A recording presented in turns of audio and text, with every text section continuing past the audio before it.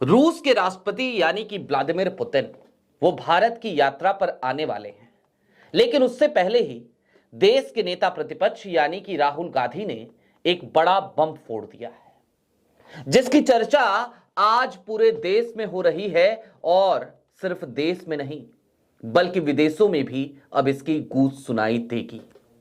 विदेशों में भी इस बात की चर्चा होने लगेगी कि क्या वाकई में आज की तारीख में भारत की सरकार यानी कि मोदी सरकार वो लोकतांत्रिक परंपराओं का निर्वहन नहीं कर रही है।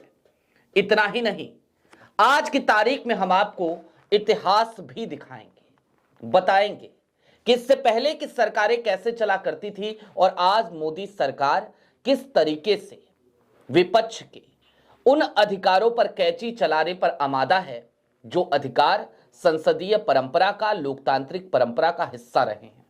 सारी बातें जरा विस्तार से। नमस्कार, मैं स्वप्निल और आप मुद्दा देख रहे हैं।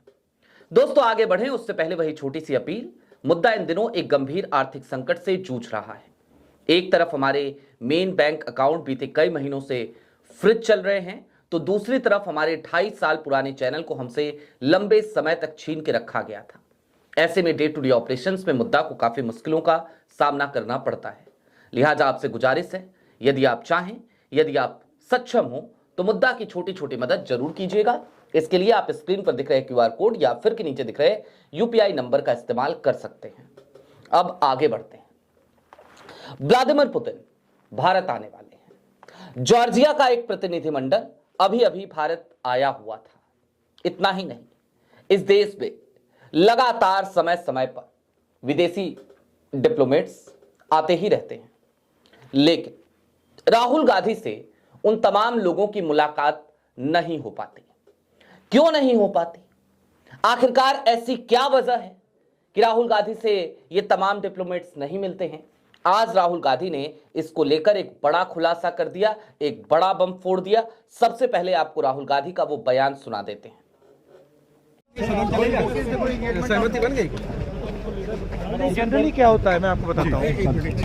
जनरली इस सरकार की पॉलिसी है, जनरली इस सरकार की पॉलिसी है, नॉर्मली ट्रेडिशन होता है कि एलओपी के साथ जो भी बाहर से आते हैं उनकी मीटिंग होती है। ये वाजपेयी जी के टाइम होता था, मनमोहन सिंह जी के टाइम होता था, ये ट्रेडिशन रहा है। बट आजकल क्या होता है कि जो फॉरेन डिग्नेटरीज आते हैं या जब मैं कहीं बाहर जाता हूँ तो सरकार उनको सजेस्ट करती है कि एलओपी से नहीं मिलना चाहिए। तो ये इनकी पॉलिसी है, ये हर बार करते हैं। जब मैं बाहर जाता हूँ ये करते हैं, जब लोग यहाँ आते हैं मैं करता हूँ।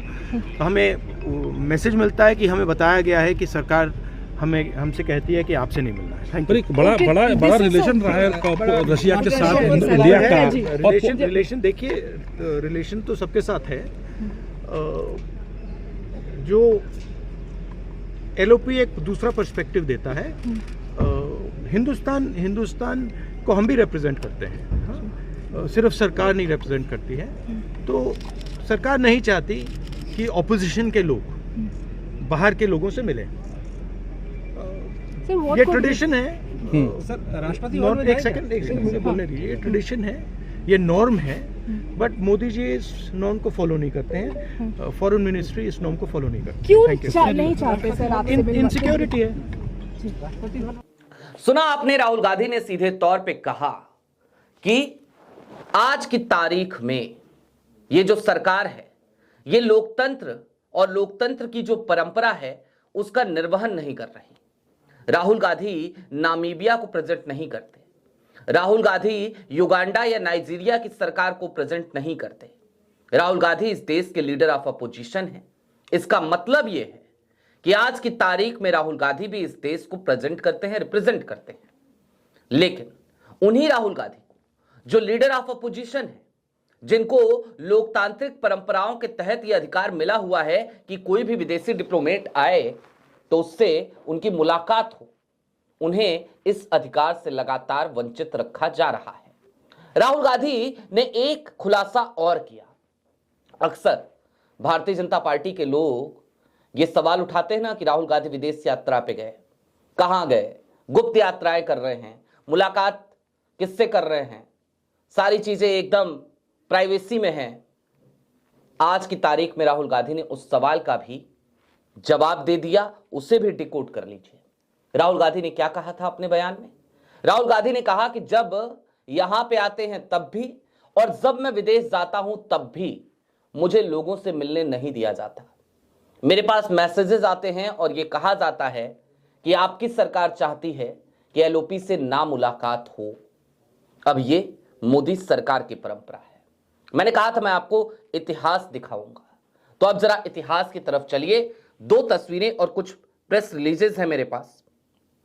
सबसे पहले आपको दोनों तस्वीरें दिखा देते हैं, उसके बाद तारीख दर तारीख बताएंगे कब कब एलके आडवाणी की किस किस से मुलाकात हुई। लाल कृष्ण आडवाणी निश्चित तौर पर लीडर ऑफ अपोजिशन थे उस वक्त पे। आपकी स्क्रीन पर एक तस्वीर है। Indian opposition leader L K Advani shakes hand with French foreign minister Michel Barnier in New Delhi, India, Thursday October 28, 2004। October 28, 2004 की यह तस्वीर आपने देखी। लाल कृष्ण आडवाणी के साथ मुलाकात हो रही थी। न्यू दिल्ली के विजिट पर थे, भारत की विजिट पर थे फ्रेंच के फॉरेन मिनिस्टर, विदेश मंत्री। किसकी सरकार थी? यूपीए की सरकार बन चुकी थी उस वक्त पे, और L K Advani leader of opposition Lok Sabha हुआ करते थे, उसी पद पर जिस पर आज की तारीख में राहुल गांधी हैं। हिना रब्बानी खान की एक तस्वीर आपकी स्क्रीन पर। यह तस्वीर जुलाई 27, 2011 की है। हिना रब्बानी खान उस समय फॉरेन मिनिस्टर हुआ करती थी और एलके आडवाणी दोनों ही टर्म्स में मनमोहन सरकार में लीडर ऑफ अपोजिशन हुआ करते थे। विदेश मंत्री, बतौर विदेश मंत्री हिना रब्बानी खान जब 2011 में भारत आई थी जुलाई में, तो उन्होंने भी लाल कृष्ण आडवाणी से मुलाकात करी थी, उनकी मुलाकात कराई गई थी। इतना ही नहीं, 11 अप्रैल 2005 की तारीख थी। चीन के प्रधानमंत्री भारत की यात्रा पर थे, 2 दिनों की उनकी यात्रा थी। उस दौरान भी लाल कृष्ण आडवाणी की मुलाकात चीन के प्रधानमंत्री से कराई गई थी।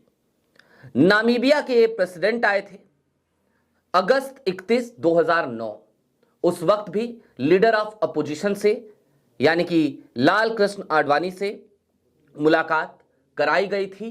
किसकी? नामीबिया के प्रेसिडेंट की। यानी कि जब इससे पहले की यूपीए सरकार थी या फिर कि उससे पहले की जितनी भी सरकारें थी, चाहे अटल जी की सरकार हो या किसी की भी, हर सरकार में अब तक इस लोकतंत्र की परंपरा का निर्वहन किया जाता रहा कि कोई भी बाहर का डिप्लोमेट आएगा, विदेशी डिप्लोमेट आएगा, तो ऐसे में लीडर ऑफ अपोजिशन की उससे मुलाकात कराई जाएगी। लेकिन आज की तारीख में देखिए क्या चल रहा है। लीडर ऑफ अपोजिशन की किसी भी विदेशी डिप्लोमेट से मुलाकात नहीं कराई जाती। और इसके बाद एक बेहुदा सा तर्क आया आज, बड़ा ही अजीब सा। एक मंत्री महोदय हैं, उन्होंने कहा कि कोई भी लीडर ऑफ अपोजिशन इससे पहले ऐसा नहीं था जो देश की इतनी बदनामी कराता हो, लिहाजा राहुल गांधी की मुलाकात नहीं कराई जाती। देश की बदनामी राहुल गांधी कराते हैं? किस तरीके की बातें हैं ये? और ऐसे में जरा मैं ये समझना चाहता हूं कि जब इस झूठ को परोसा गया कि भारत ने जो G20 कराया वो G20 सिर्फ मोदी जी ही करा सकते थे, तो क्या विदेशों में भारत की बड़ी साख बन गई? जब इस देश के प्रधानमंत्री गए यूएसए विजिट पर और वहां पर जाकर के कहा अब की बार ट्रंप सरकार, ट्रंप के लिए वोट मांगने लगे, तो क्या इस देश की प्रतिष्ठा, इस देश के सम्मान में 4 चांद लग गए थे? आज की तारीख में मैं ये भी पूछना चाहता हूं कि आइडिया इंटरनेशनल का जो रोटेशनल टर्म मुख्य चुनाव आयुक्त को मिला है, इस देश को मिला है, रोटेशनल चेयर है, रोटेट होती रहती है, तो चेयरमैनशिप मिली है, उसको लेकर जिस तरीके से इस देश के मुख्य चुनाव आयुक्त ज्ञानेश कुमार बार बार कह रहे हैं कि हम इलेक्ट हुए हैं और पहली बार हुए हैं, जबकि वो झूठ बोल रहे हैं, क्योंकि 2007 से 2008 तक, जून 2007 जून 2008 तक भारत के पास अध्यक्षता रही है आइडिया इंटरनेशनल की, तो क्या इससे, इस तरीके के झूठ बोलने से 4 चांद लग रहे हैं? रुपया क्या 90 पार हो गया तो 4 चांद लग गए भारत के सम्मान में? जिस तरीके की भाषा का प्रयोग प्रधानमंत्री नरेंद्र मोदी जी अक्सर कर दिया करते हैं, कभी मटन मछली, कभी भैंसे खोल ले जाएंगे, कभी कुछ तो कभी कुछ, घुसपैठियों का नाम ले लेकर इस देश की माइनॉरिटीज को जिस तरीके से भारतीय जनता पार्टी के लोग टारगेट करते हैं, या आज की तारीख में जिस तरीके से SIR के बचाव में घुसपैठिया टर्म का इस्तेमाल करते हुए माइनॉरिटीज के मताधिकारों पर कैंची चलाई जा रही है, क्या इससे देश के सम्मान में चार चांद लग रहे हैं? अगर नहीं तो फिर लीडर ऑफ अपोजिशन यदि हक की लड़ाई लड़े, हकायक बताए, सच बोले, तो इसमें दिक्कत क्या है? एक बात आज की तारीख में इस सरकार को समझने की जरूरत है, और वो ये कि ये एक लोकतांत्रिक देश है, एक ऐसा देश जिसकी नींव गांधी और नेहरू की विचारधारा की विरासत पर रखी गई थी, एक ऐसा देश जिसे बाबा साहेब भीमराव अंबेडकर की विचारधारा पर चलना था, सबको समानता का अधिकार देना था और एक लोकतांत्रिक परंपरा ऐसी अपनानी थी जिसकी मिसाल पूरी दुनिया दे। लेकिन आज जब उसी देश के लीडर ऑफ अपोजिशन को इस तरीके से मीडिया के सामने आकर शिकायतें करनी पड़े, तो निश्चित तौर पर यह इस देश के लिए दुर्भाग्य की बात है। आज मैं चलते चलते एक बात और कहना चाहता हूं आपसे।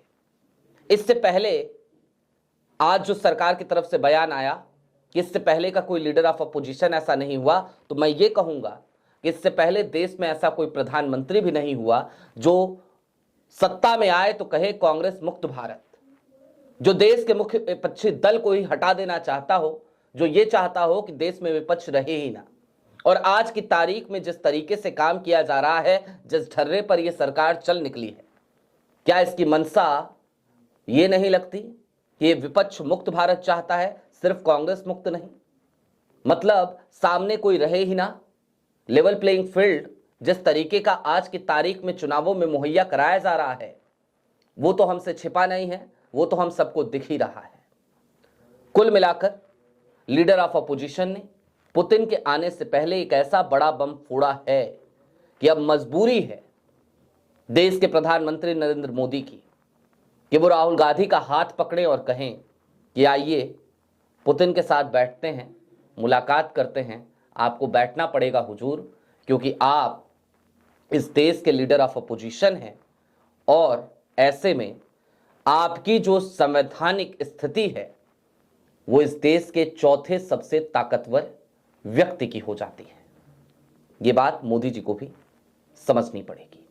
अभी के लिए दीजिए इजाजत, चलते चलते फिर वही अपील, चैनल पे नए हो तो सब्सक्राइब करते हुए जाइएगा, सक्षम हो तो मुद्दा की छोटी छोटी मदद जरूर कीजिएगा। बहुत शुक्रिया।